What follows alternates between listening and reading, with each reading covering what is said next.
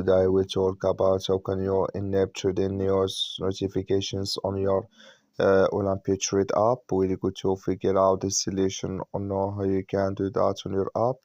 So you just follow this ways, then it's going to work with you.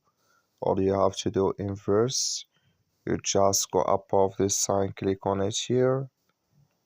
So then it's going to take you to your profile. It's going to show for you like this here. You go down, click here on settings, then you come to next step here. It's going to show for you like this. You click here on notifications, you just click on it. You come here to trading news here, click in this sign. Like you see, this color show for us, that's mean trading news notifications enable with us now. So that's all you have to do. I wish now you I get it. That's all. Thank you for your watching. Don't forget to support us by liking, subscribing.